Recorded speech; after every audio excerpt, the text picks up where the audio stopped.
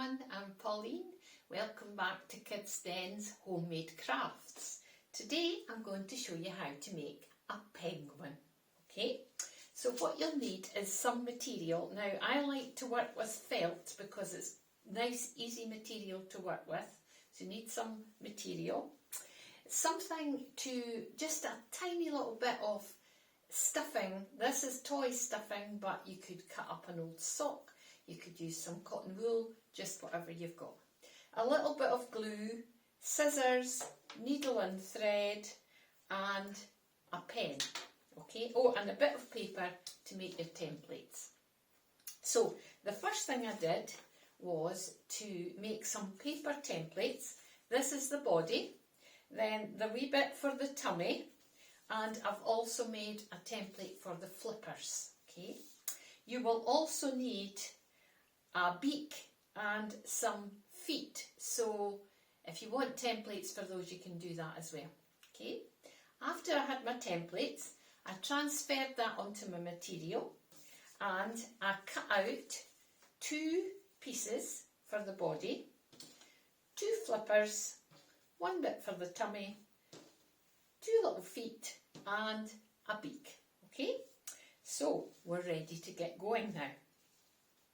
The first thing I'm going to do on one of the body pieces is I'm going to use my pen and I'm going to draw on just 2 little dots for the eyes. Okay, you can do the eyes other ways. You could use googly eyes, you could stitch on little eyes, whatever you want. Okay, so I've got my 2 little eyes. The next thing I'm going to do is I'm going to take a tiny bit of glue and I'm going to stick on the beak. So that's just a little triangle that you need to cut out for that. I'm just going to pop some glue on the back of here and put that on. Okay, there we are. The next thing I'm going to do is I'm going to stick on the furry bit for the tummy. So again, a bit of glue on the back.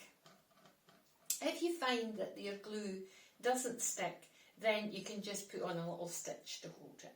Okay, so there we are.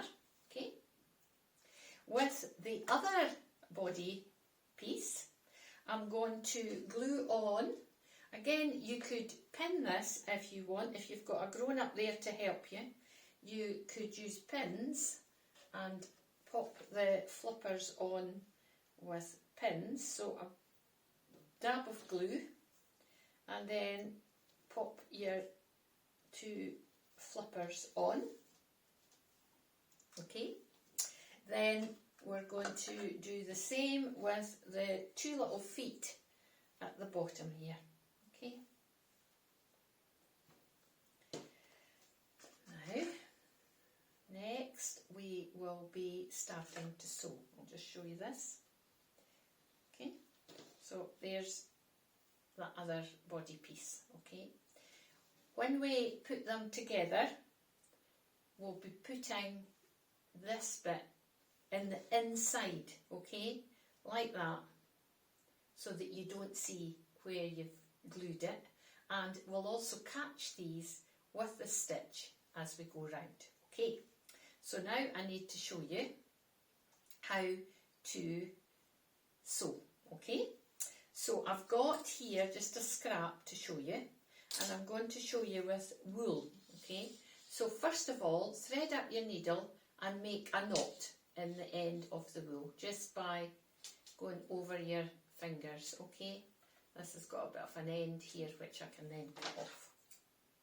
Okay, so I've got that. I'm going to take my needle from the back to the front, okay, like that, pull it up, the knots on the back, and then I'm going to go along a little bit and I'm going to put my needle back through to the back and I'm going to pull that down, and we've got the first stitch. Okay, then I'm going to pop my needle up to the front again, okay, and pull that up, and then along a little bit again, push it down to the back. Okay, now you can actually sew up your penguin okay, like this, and you just keep doing that. Try and keep your stitches about the same size. You can use wool to put your penguin together, or you can use thread, okay? I'm going to use thread, and I'm going to use a contrast colour. You can use the same colour, or you can use a different colour. So I've made this double, so I've made the 2 strands the same length, not on the end, okay? And each time that your thread runs out, then just do the same again, okay? So I'm going to start down here. I'm just going to do what I've shown you, okay? From the back to the front, up a wee bit, back to the back, pull it through, okay? Along a wee bit at the back, just a little bit, bring it up to the front, okay?